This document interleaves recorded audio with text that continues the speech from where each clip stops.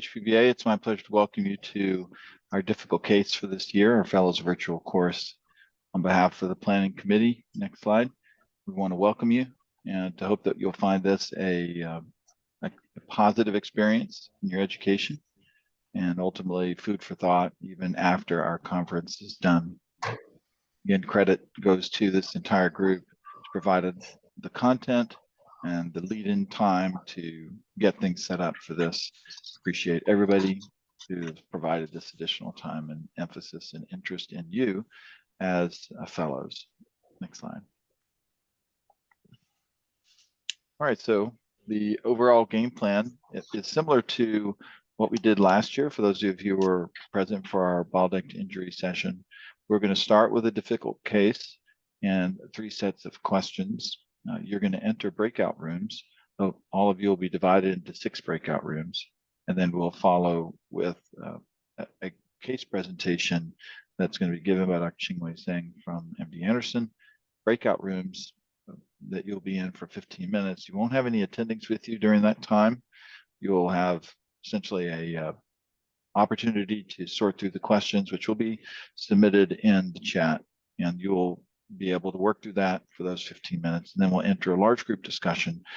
I hope that you'll be able to choose one of you in your groups to represent the voice of your group, and then that individual will present the answers to your questions, and by all means, anybody else in the group who wants to ask, who wants to bring up questions and responses can as well. All right. We are automated. Need to go back. I think somehow we are moving forward. And thanks for joining. The goal of today is to go over a case. This is a sample case, and then for y'all to talk about the different possibilities that can go from this case. So we'll start off. Thanks, Jill, for advancing. There'll be a lot of videos here for this particular sample case, so you can look at the CT scan as we get going. So this is a 74-year-old lady who presented to an outside hospital who was otherwise healthy, had a bilirubin of 15. The standard presentation, no cholangitis, no pain, just felt gradual jaundice. So let's get right down to the CT scan that was done at the other hospital. So we'll let you sit on this for a little bit of time. There are a few arrows that help you cheat to see what to point at. I need to click on the one on the right to activate it. Yeah, okay. And so you can look at it in the axial and the coronal views for a little bit and just kind of sit on what you're looking at. There's obviously an extrahepatic biliary obstruction in this patient. And so what I want you to start thinking about is, okay, well, what kind of operation will this person eventually need if they can have an operation? Again, there are a few steps before that, obviously, but as you're looking at it, just try to measure up and discuss this in your group, what kind of operation you think you might need. Okay. Next slide, please. All right, so now this person finally made it to your clinic. As you know, it takes 1 or 2 months to make it to a clinic sometimes. And the patient's already been stented, like a lot of patients before they've come to see you already. So there's some questions I want you to start thinking about. This will be in your set of questions to talk about. In 2020 hindsight, would you have chosen this particular form of decompression? Why or why not? They had an ERCP and actually had a metal stent put in. And what operation, now you've had a little bit more time to think, and you'll kind of be able to scroll through this and see, and do you think that this is even resectable at this moment in time? Yeah, fellas, you can just turn on your cameras too, if you don't mind.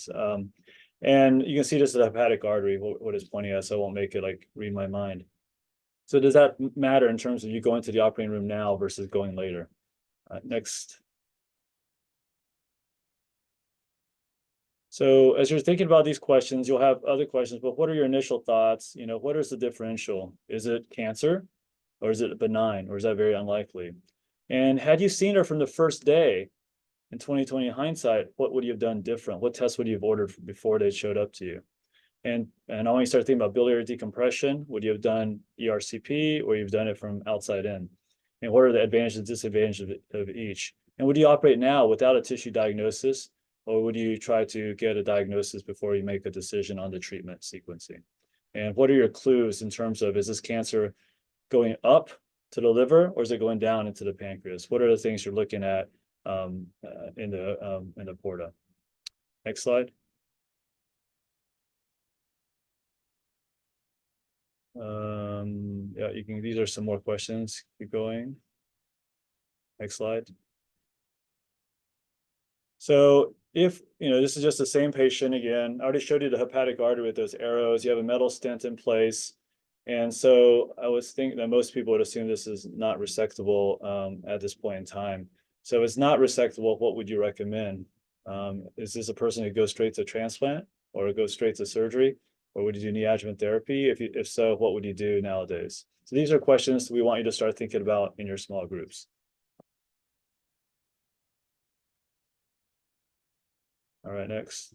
And these are just more images for you to start kind of thinking about as you ponder those questions I mentioned. And you'll be breaking into your small groups.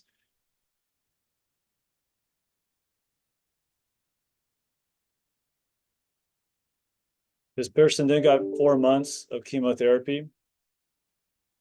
And now you have a question as to if you had to do a hepatectomy, which direction would you cut? Would you do a right hepatectomy, extended right, or you do an extended left hepatectomy? Which direction would you cut? So that's something that one of the groups will be talking about, group 2. All right. And as you're thinking about what side to cut, I want to just go ahead and put it right on the borderline. This patient has 30% FLR. I'm making that up for this case. 30% FLR, standardized FLR for body weight on the left side. Do you think that's enough? Would you do any kind of hypertrophy maneuver beforehand before doing any surgery if you're doing a right hepatectomy, or would you do a left hepatectomy? And Anthony and I are going to head up this group description for Group A. Just before I jump in, who is going to be speaking up for Group A? That would be who is in room 1. I can do that. I can do Dennis. this. Is it Dennis? Dennis, Advent. great. Thank you, Dennis. All right, so we obviously have a cholangio, and hopefully you've been able to garner a couple of general ideas. And so my question for your start is, given the imaging you have, is there any additional imaging you would want at this point? Right. So we do have a triple phase, correct? I think Chingwei, is that right? That was triple phase, or was it? Yeah, there was an outside image, but it's not a biliary protocol or liver protocol. But yeah, you can get one. Yeah, so it's Good probably point. reasonable to get a triple phase. And we discussed whether MRCP would have been of value, but ultimately it's, getting more information is always good. However, ultimately, so the question first is if the patient came to us with obstructive jaundice and nothing done yet, so we'll get a triple phase CT, likely MRCP, definitely ERCP with we think that spyglass would yield the most value, is you have good visual and you can actually see what you're biopsying, and yeah, that would be the start. So we want to see. That's great thought. I think those are great thoughts. Let me just clarify. When you ask for a triple phase, what are you particularly looking at? What are you adding with the triple phase over what you already have with that single phase scan? So you want to see the vasculature. You want to see the inflow, and you want to see the involvement of porta, and whether sometimes it's less likely for the cholangiocarcinoma. What if there's a portal vein thrombosis or something like that? Something that you don't expect. And sometimes there's abnormality, abnormal anatomy. So you want to know what your inflow is. I think I would also add, in cases of parenchymal mass, a metastasis in the liver, the triple phase will be helpful also. Not quite as diagnostic as HCC, as you know, with Lyra's classification in cirrhotics, but in general, that would definitely want to enter into your decision making if you've got a parenchymal lesion in addition to what we've shown you. So I agree, new information. You mentioned MRI. Any particular way you would get that MRI? What kind of contrast and formatting? To be honest, that's not my forte. but I would add typically the value. IV contrast definitely probably So I agree. IV contrast. The beauty of E of S is it's excreted in the biliary system, so you get a direct cholangiogram. And if you were to need that additional ductal information, E of S is better than Gatavus. That would be my sense. Anthony, anything you'd want to add to that in terms of imaging?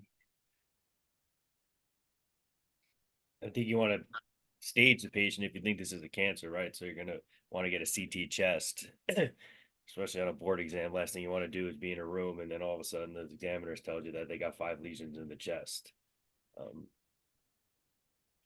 That's it. I think that's reasonable. Yeah, I agree. Good point. Thank you. Now, moving on to the second, I agree completely with the ERC spyglass.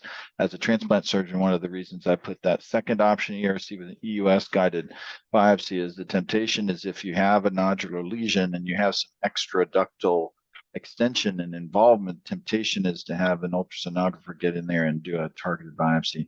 But crossing a lumen would preclude the opportunity for transplant with track seating, etc. So I would argue, unless anyone disagrees, that I would not choose to. Any among the other faculty, any disagreement about the plan for ERC with SpyGas? I would think if the ERCP would just do the biopsy straight intraluminal without like sidewalling the duodenum or sidewalling the thing, that yes. But if they have to use their expertise to go across the stomach or go, that would be no. That's why most of the time we have a discussion with them before they do the procedure of how to get the biopsy. Very good. I agree. All right, very good. For the sake of time, I'll go ahead and hand off. Anthony, you want to take up the yellow questions? Yeah, so I think we were talking about discuss biopsy methods and contraindications. I think we're kind of touching on that a little bit right now. Is, you know, if this patient is unresectable, initially in the question stem, the patient was unresectable and didn't get so chemotherapy. So if you are thinking about transplant, you want to really be thinking about that. And then kind of moving on for you guys, because I don't really want to be the one talking here, you know, discuss the needs for assessing the future liver remnant for those people who missed. We said that it was at 30% standard volume based on their body habitus. And then are there any contraindications up front where you don't really want to be rushing to surgery? What would those be? You guys can kind of tell us what you guys came up with your group. Yeah, hi, I'm Alejandro from the University of Toronto. Well, going back to the question number 4, discuss the biopsy methods. As you said, we already discussed a bit.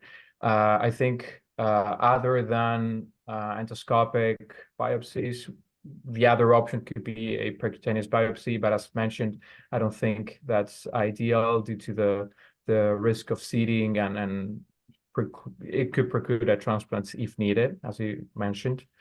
So yeah, I don't think that's the ideal method at all.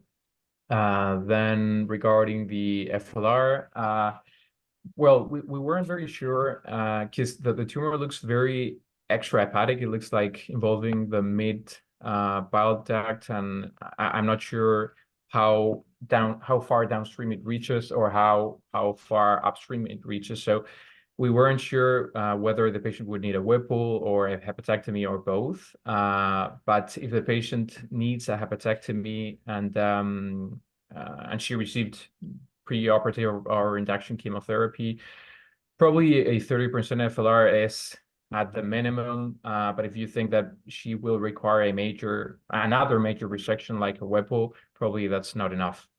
And maybe a PVE of the right portal vein would be necessary.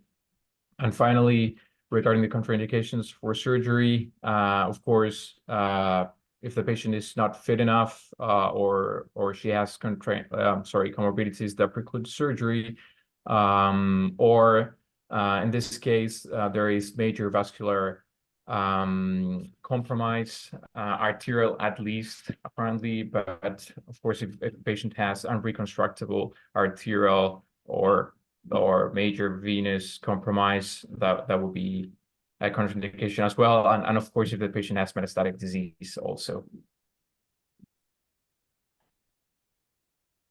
Very good. Anybody else want to comment on Group A questions before we move on to Group B? Anybody, be it faculty or fellows? On the contraindication is just the vasculature, and specifically its involvement of the contralateral vasculature is a big major hard stop.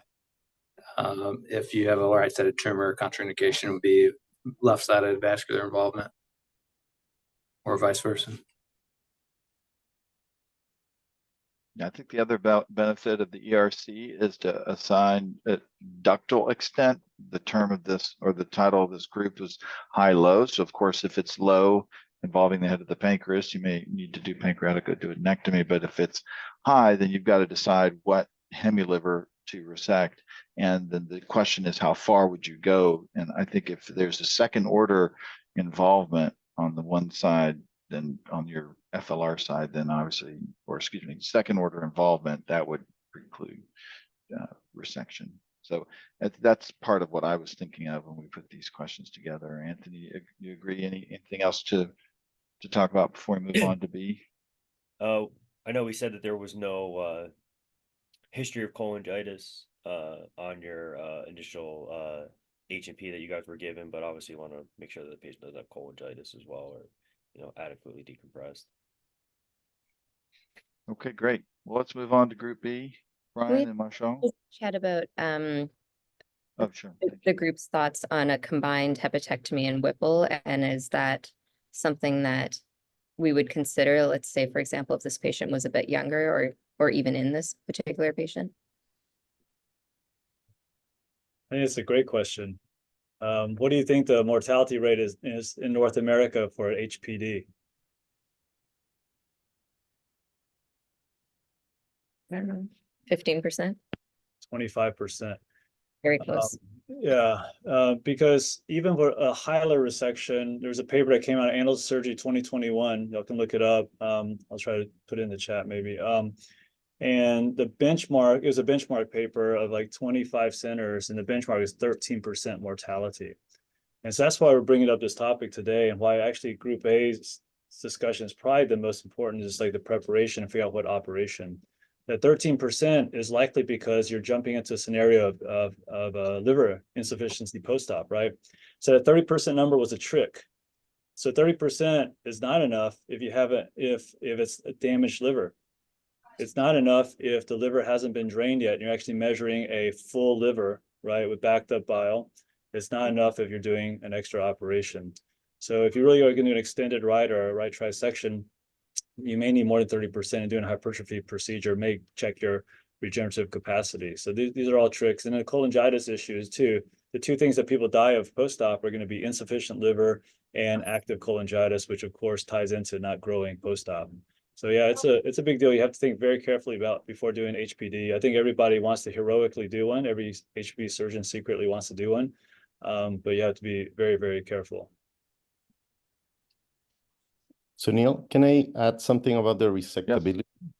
Yes, of course. Yeah, just to, I mean, the classic resectability criteria talked about the contralateral vascular, but being very specific, when you're in centers that do vascular reconstructions, there are some cases where you can do some reconstructions for the other side.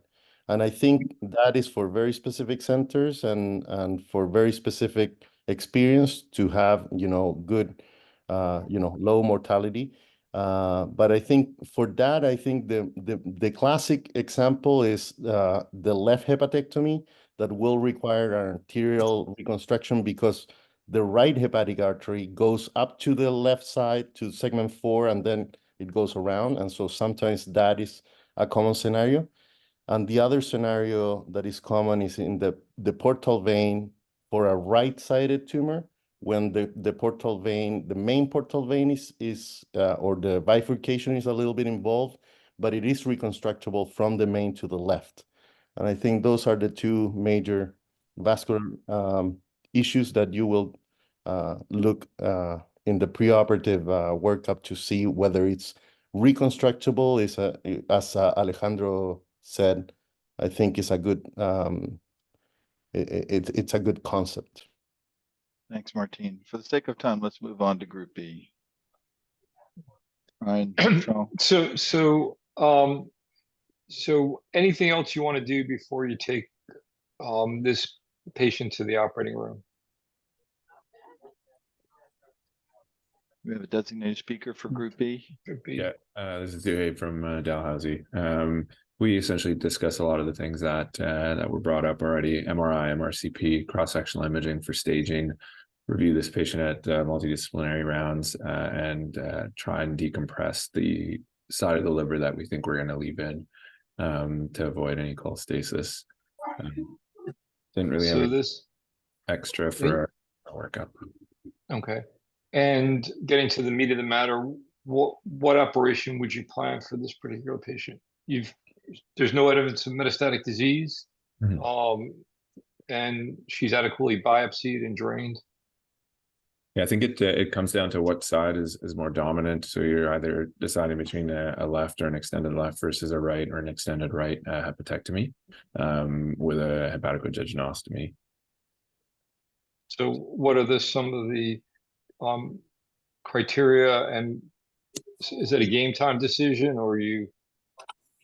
Ideally, it's not a game time decision. We kind of have a sense of what side is more dominant and what we're going to resect. However, I think as you're alluding to, the actual decision is going to be intraoperatively looking at the vascular structures that we were just discussing, and whether or not you can actually get a clear resection margin while preserving adequate inflow and biliary drainage to the remnant liver. Any of the other fellows have any comments?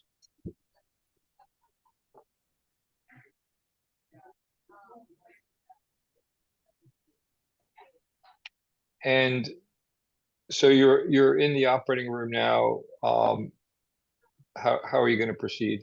Take me through that. Sure thing.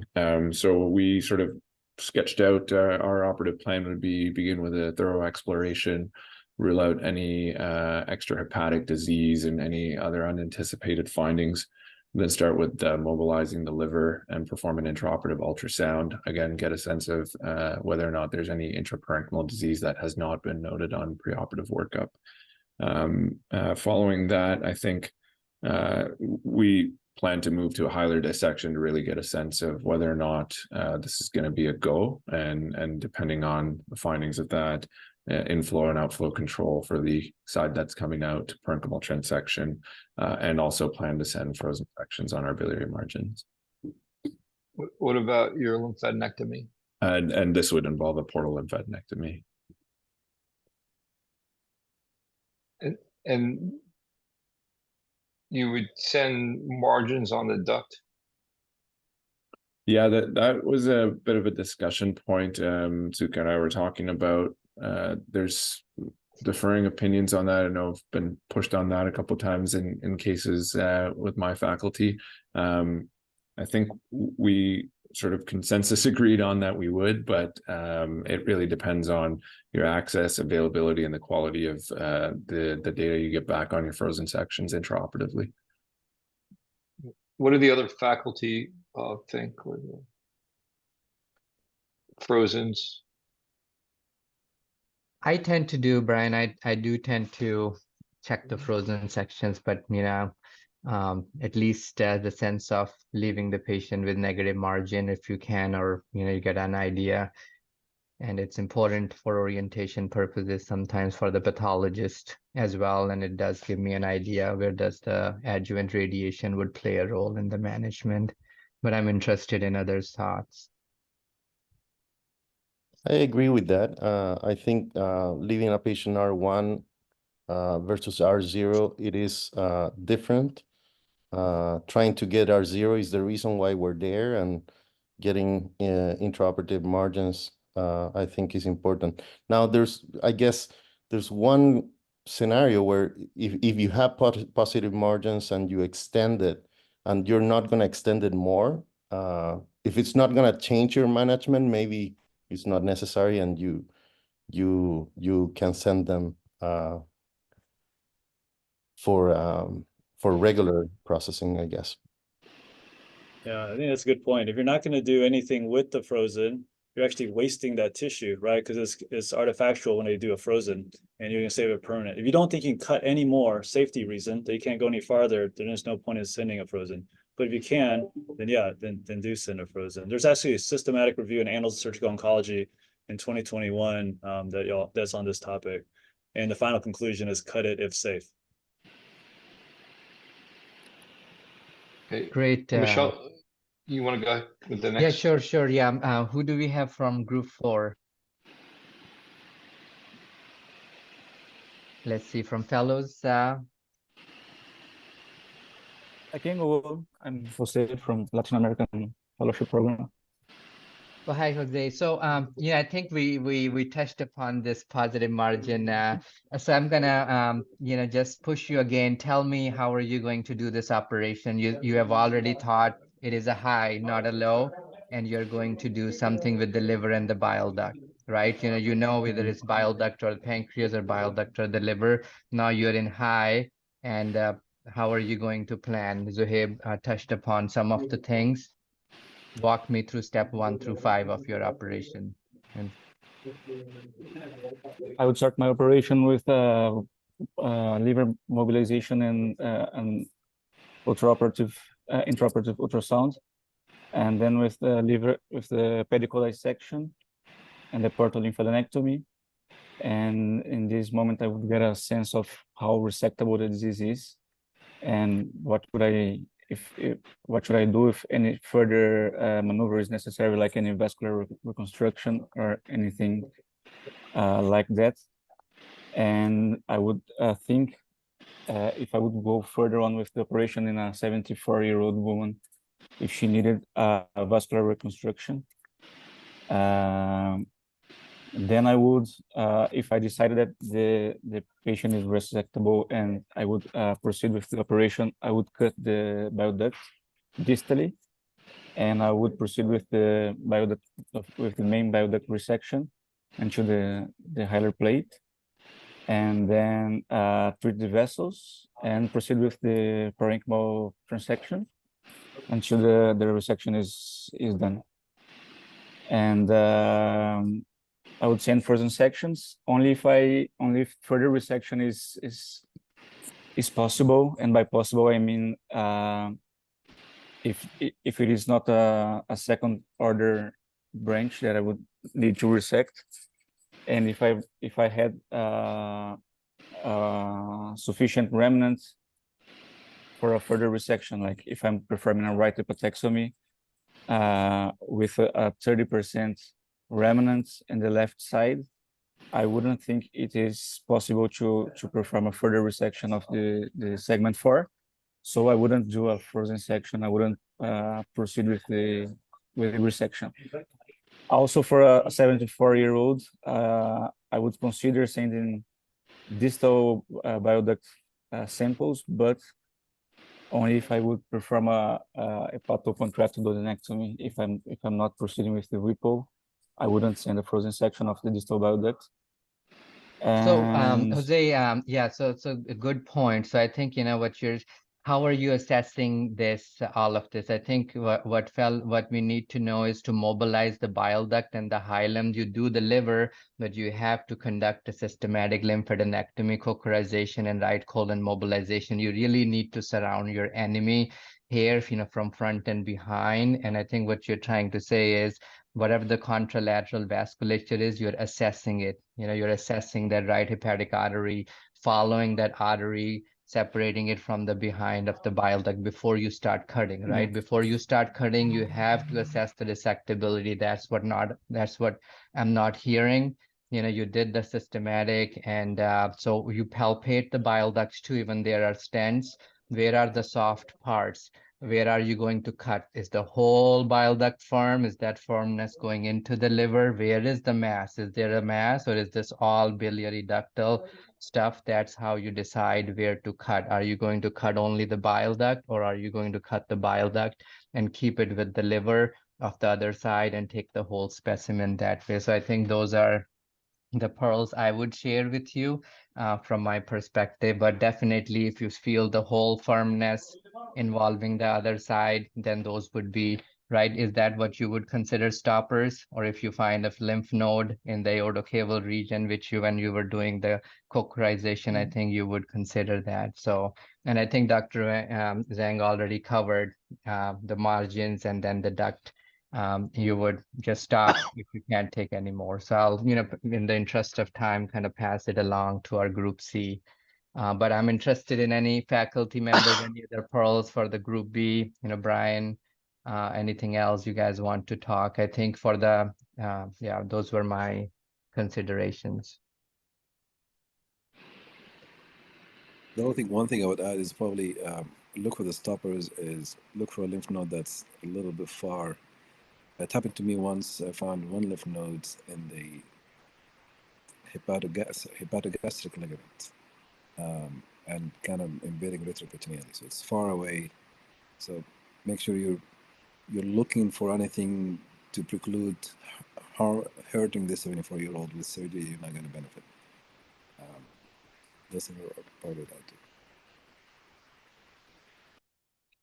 All right, let's move on to group C. Rebecca Yes. and Martine, thank you. So this is the treatment sequencing segment. A lot of this has been covered. And there's a few ways to kind of think about things, which we'll discuss. But so is there a representative for the, I think you guys were all one group. So is there a representative to answer all of these questions, or at least the ones in green, and then we can discuss?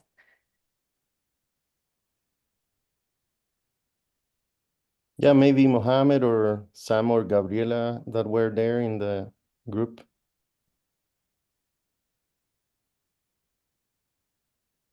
Yeah, I think for so for the first question for diagnostic laparoscopy, we all discussed that if we had a really high suspicion for metastatic disease, then we might consider that beforehand, but otherwise it would be something we could start the surgery with, but we wouldn't necessarily need to do it as a separate case if our suspicion was low. For the endoscopic lymph node biopsy question, we were discussing that it would depend a little bit on our plans for the treatment. So if we were considering or looking for reasons to do neoadjuvant, then that would be a good reason if there was lymphadenopathy to do an endoscopic lymph node biopsy, because it might push us in one direction, help us decide like disease biology and whether they're going to have a quick, a short-term recurrence. And then also where the lymph node was a big part of our discussion. So is it a periportal lymph node, or is it a little bit more distant? And if it's more distant, that might preclude us from wanting to do, feeling like it was a good idea to proceed with surgery. So more likely to biopsy those maybe than a periportal. And then also, if anyone wants to add to this as I go through, just jump in. And then about biliary drainage, we were discussing that with an elevated bilirubin, you have to think about the functional status. So I think we decided that in if we were going to give neoadjuvant therapy, that if patients had elevated bilirubin, in order to get the neoadjuvant chemotherapy, then a biliary drainage procedure would be beneficial. Another scenario where it might be beneficial is if we were planning an upfront surgery and we were concerned with an elevated bilirubin for the functional status of the future liver remnant, then a biliary drainage procedure would be beneficial. And then we were discussing percutaneous versus endoscopic, which is kind of where we started to get pulled, I think, out of our small group and back into the large one. But with percutaneous, we, pros and cons. The endoscopic is a pro for quality of life. If it works and we're able to get across the hilar area and drain the liver, then the patient doesn't have the bag, and just it's an improved quality of life for them as well. And then if we're not able to do that, we have to do it percutaneously. The major con to that, aside from quality of life that we were talking about, is always kind of like potential seeding through a percutaneous access. So I think that was kind of where we had ended our discussion, but feel free to fill in. Great. Thanks. So all good points. A few things to add. So the way I like to think about a hilar, I guess the first thing is it resectable? Is it not resectable, or is it kind of borderline resectable? Meaning, like, are you maybe not going to get an R0 resection? So if it's resectable, the ultimate goal would be to get to the operating room. And I think the points that you made then are good. You want to rule out metastatic disease. I'm surgical oncology trained. I like to do diagnostic laparoscopy on everybody, I think, just because we see occult metastatic disease. If they're unresectable, then they absolutely need a diagnostic laparoscopy if they're going to be evaluated for transplant, because once you send them down that pathway of getting the neoadjuvant chemoradiation, like they're not going to be a surgical candidate anymore. So you need to rule that out. And then for the endoscopic lymph node biopsy, I brought that up just because we had discussed earlier, you don't want to endoscopically biopsy the mass through the bile duct, but you could do EUS of any lymph nodes. And I think it probably is institutionally dependent on like how aggressive an endoscopist might be to sample the lymph nodes, especially in somebody you're, again, considering for transplant, because you want to make sure that they don't have any lymph node positivity before you send them down that pathway. For the biliary drainage, this patient needs biliary drainage because their bili is, 15 or something like that. If you're going to go to surgery because, they wouldn't have a good recovery and be at higher risk for postoperative hepatic failure. If you're going to do neoadjuvant, they would definitely need biliary drainage as well. And in addition to what you said, in terms of the methods for drainage, so ERC guided drainage, obviously better quality of life. You can also perform spyglass, which we talked about earlier at the same time. PTC will sometimes allow you to more definitively target a duct. Like if you can't get through the hilum and you need to go to second order or higher, biliary radicals, it's easier to get to those PTC. And you technically have long-term access because you can always thread a wire through them again, but it's external, you could seed, and also there's a higher infection risk, obviously, with an external drain. Anybody have other stuff to add before we move on to the other set of questions? Okay. Sounds good. That's good. Great. I think the other thing that we talked about was the side that we will drain. I don't know if Sam wants to continue. Or somebody else from the group for the yellow question. Okay, I like to talk. I think we were talking about making sure that the future liver remnant is drained. You don't want post-hepatic insufficiency, especially since the FLR was 30%, which isn't going to be as accurate with the bilirubin elevated. And so you want to drain that and repeat all your tests and make sure that you're going to have a good future liver remnant that's going to be functional as well, and not just like percentage-wise a good volume. You want good function. Good. I think that's definitely the case. If you always have to drain the side that's going to stay, basically, and then consideration for the going side if you're unable to get your bilirubin low enough that you're going to have, good hypertrophy with any sort of procedures pre-op, or, to have a higher risk of postoperative hepatic failure. What about? Yeah, I didn't mention this, but we had talked also about like prevention of cholangitis, if someone comes in cholangitic, like those are obvious reasons to drain as well, even without the oncology thought process. Okay.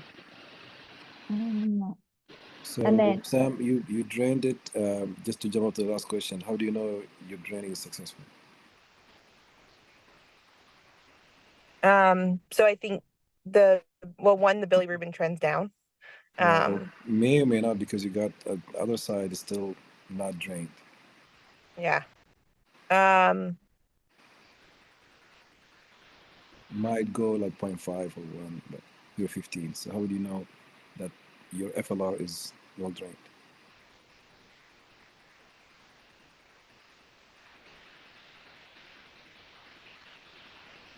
I'm not sure, I think, other than trending bilirubin, sorry. Can you look at them, image them, and see what's happening with your biliary decompression? See the size of the ducts, any change? Would you expect any change? I mean, they should be decompressed. Yes, they usually decompress. If they're drained, there's no reason for them to stay dilated, because they drain what they have, and it would be a better clue that yes, your FLR is heading towards being drained, or the faculty of any addition.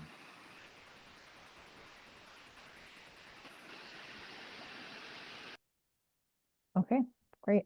Sounds good. Any other comments before we move on to the wrap up? I'm sorry, y'all Question? were just mentioning it, but could you spell out, or maybe the faculty, could you outline, how do you know you've drained enough? I mean, do y'all wait for bilirubin to normalize, LFTs to normalize, or just imaging decompression? I guess when are you good to go to the surgery? Well, personally, if you've got a great gastroenterologist who can come across the lesion completely in both sides, then you'll have both biochemical and imaging to rely on.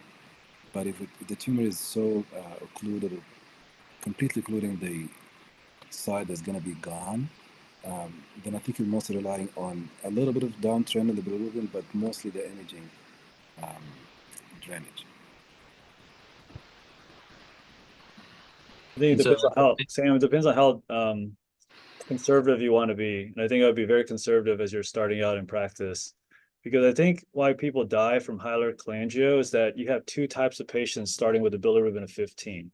You have those who, once they get stented, they'll come down to less than 2 and they're going to do fine from surgery.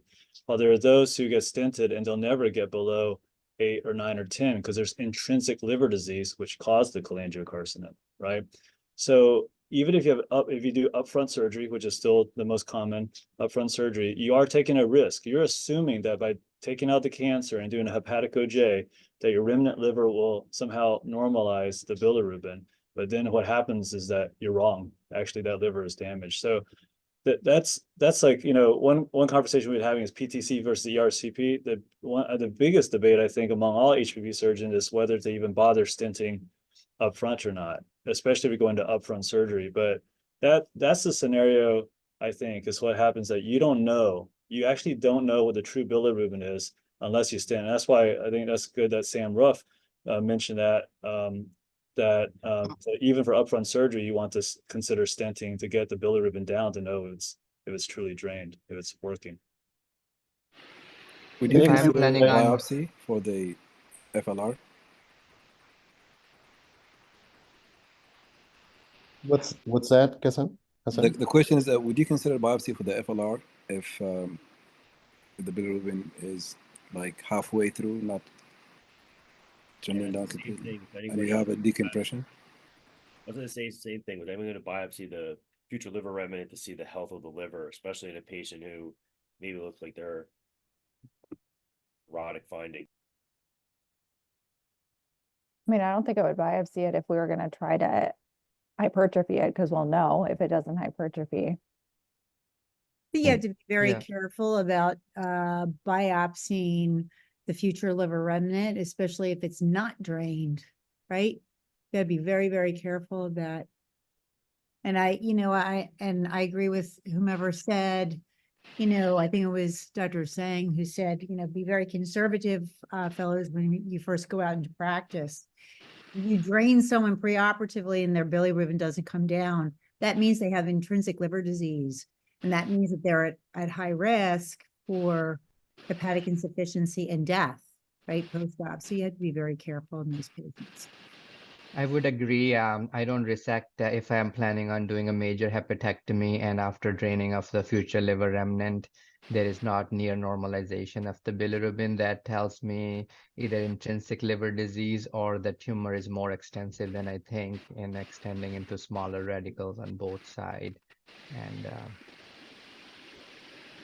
I agree with that, and first, just to add to the discussion, I think we have to be careful of thinking that the bilirubin continues to be high because of the contralateral side not being drained. So, for example, if it's a right-sided Klatskin and the FLR is the left or the left lateral, if you drain the left or left lateral, the bilirubin continues in 15. That doesn't mean that it's 15 because of the other side. The future liver remnant, well drained, should be sufficient to normalize or almost normalize LFTs. And if that doesn't happen, that means it's either not well drained or the FLR is not sufficient to sustain the patient post-op. So that's kind of like a test that we also do. So be careful with thinking that the bilirubin is still high because of the side that it's going to go. I know that we're running close to time and we're actually over time. But one question that I think we should entertain is, are there other examinations that we can do to look at the function of the liver? Because that's really what we want to know, right? We've drained the liver, maybe the bilirubin hasn't completely normalized. We don't know what the functional status is. Pathology is not going to necessarily show you that if you biopsy the liver, and I'm wondering if any of the faculty want to comment on that. I brought it up because I got a new transplant surgeon here. He biopsies the liver all the time. Something that I learned in surgeon training. I'm just interested to hear about people doing it. Can you speak up, Anthony? I can barely hear you. Sorry, I have a new transplant surgeon who joined our group, and he always biopsies the opposite liver whenever he does a biopsy for anything. So I was just curious of if anybody's ever done that before. I'd never had done that in my training.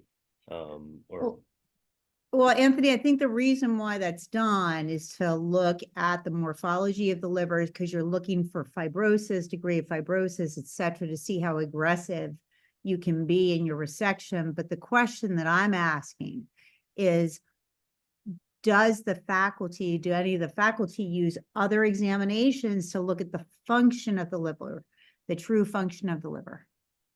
Anybody want to comment? You're talking about an excretion test, right? ICG. Exactly. Yeah, Exactly. yeah, and that's the answer for the boards. But in the United States, practically we don't use the ICG, right?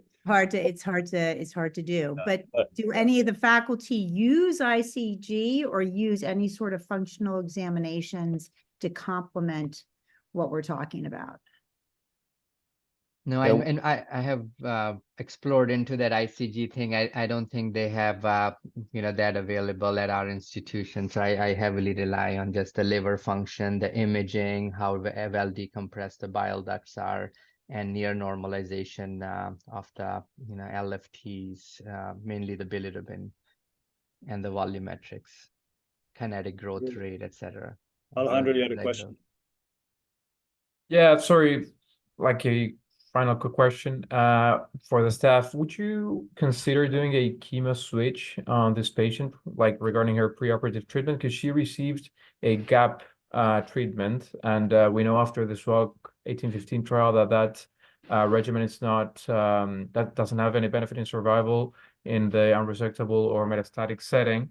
So would you consider to switch it to Gemcis Durva, for example? If you don't reach a sufficient response for resection, I mean. I think the chemo switch idea is interesting. In that case, the one that you just switched out is just one of the 3 drugs, right? So you haven't done. It's not like switching from like pancreas cancer FOLFIRINOX to Gem-Abraxane. Now you're switching complete families. I'm not sure you're going to get that much derivative benefit from just switching one of the drugs. But your thought process is right, that if you don't have enough response, you can jump to another family, and you can do 5-FU based therapy sometimes, even though that may not be the standard. If you're still having a CA19-9 or something that's climbing. Yeah, again, more because she didn't receive the standard of care, right? Yeah, the current that's- standard of care. So Yeah, this patient was 2020, so that's why. Yeah. Well, Chinglai, you want to go ahead and jump in Yeah, to wrap yeah. up? Yeah, Thank thanks you. for everyone sticking with us. And I do want Jill at the end to unhide 3 slides, because I think that'll help the fellows understand some of the earlier conversation about the right versus left. But the take home points are this: we will not go through everyone, but just as you're thinking through these problems, you of course adequate scans before therapy. You don't need to save your money on this one scan. And this is probably one of the most common problems people do. They're like, don't want to waste money getting another scan. Just get the right scan and you'll do much better. The biopsy decisions we've talked about, think carefully before you do a biopsy that you don't want to preclude the possibility of transplant if you're a non-transplant surgeon like me, and I don't want to screw up something for Sunil.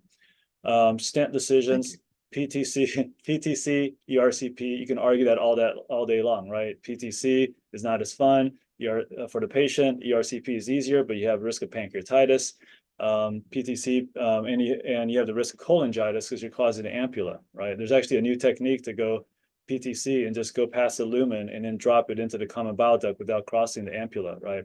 So that's another way to prevent cholangitis and not intubate the ampulla.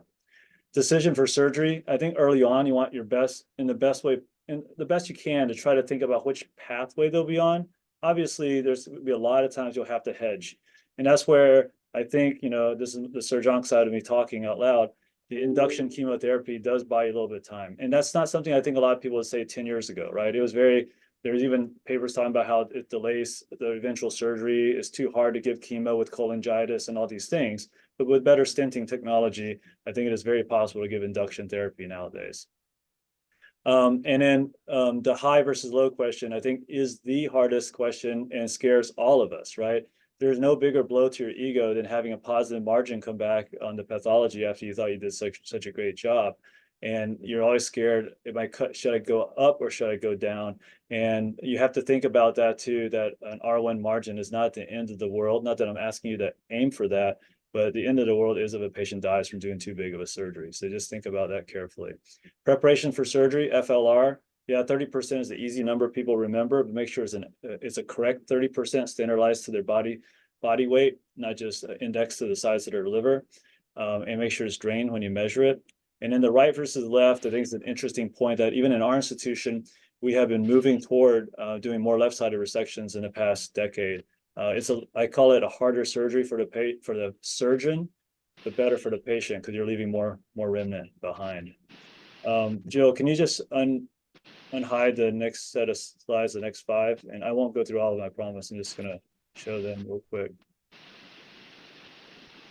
Any thoughts from the faculty while she's unhiding the next set of slides? I think at that point, which we didn't highlight, is the decision to transplant and resection are mutually exclusive. Once you take somebody for resection, they cannot be transplanted. And once you get chemo rad for transplant, resection would be, impossible. And we didn't touch that arterial resections have higher mortality than venous kind of reconstruction. So be careful starting out. That's a great comment. I think that if you think you're going to do it, you got to be able to do it. You can't go in there and muck around and then, oh shoot, I can't do it, because then you've ruined it for transplant. So this is a summary of right versus left. That safety wise, the left is better for the patient because naturally you're going to leave more FLR, right? You don't even have to measure it. Almost always is going to be the right amount. It's easier for the surgeon to do right hepatectomy because the right hepatic artery is easier to ligate low before it crosses underneath most of the time the tumor, right? The longer duct, there's actually a Japanese study that we can send out later that measured a bunch of pathology ducts, and it's actually extrahepatically the left is longer, but intrahepatically not necessarily. So you can actually chase the duct to the right side. You'll have to sew to 2 ducts, but that's okay. And then in terms of overall survival, there's no difference. You can go further. Next slide. Next slide. Next slide. This is the benchmark one you can read later. Next slide. I want to show you this too. The main part of this benchmark paper, if you delve into it, is not just to be mortified by the 13% mortality rate that they consider the appropriate benchmark, but rather that right hepatectomy has 5x the higher mortality than the left side. And that's what you might expect, right? It's all about the FLR. And there's no difference in R0 resection rate, and there's no difference in the overall survival. So I think that's the key point to understand that. And if you look at the R0 rate, you have to accept a certain amount of R1. Obviously, you don't aim for R1, but it's going to happen. And it's better to happen and have a live patient who can fight another day than have R0 in a dead patient. So I really want to emphasize that. And then finally, you can turn to slide, next one. Okay, so why is the left hepatectomy more difficult? The right hepatic artery must be saved, right? So that's the issue. So here you have the bile duct down low, the pancreas already elevated up in the air, and the arrows are pointing at, I guess it's on auto time, pointing at the right hepatic artery going under the tumor. The arrows got shifted a little bit, but you can see that very white small structure there. We're going higher and higher underneath the common hepatic duct where the tumor is. And that's the problem. And so this is like Martine was saying at the very beginning, that this is a scenario in which it is stuck, then maybe a right hepatic arterial resection would be the way to go in this case, where you could do it and you still have the larger right-sided FLR. But this is just showing the fellows, this is why the right hepatic artery It's much easier for you to ligate it and just be done with it. Next slide. And this is the last one. This would be the opposite. This would be, sorry, this is 2 ducts, so no big deal. So next, this is the opposite. This is you're doing a right hepatectomy, and you can see that the left hepatic artery is very easy to save away from the tumor. Here you can even do a portal vein junction resection there. And so you can see why traditionally, dogmatically, us, as general surgeons, we've been taught to do extended right hepatectomy because you protect the left artery system easier. You can take the bend of the portal vein easier than doing the left. So I'm not saying that you need to do a left every time. When there is an option, I think we should bring that back in our repertoire. I just want the fellows to understand that anatomy because it's not a common thing we see. Even the busiest places don't see that many hilar cholangios. All right, thanks everybody for your attention. Any other wrap up from Sunil?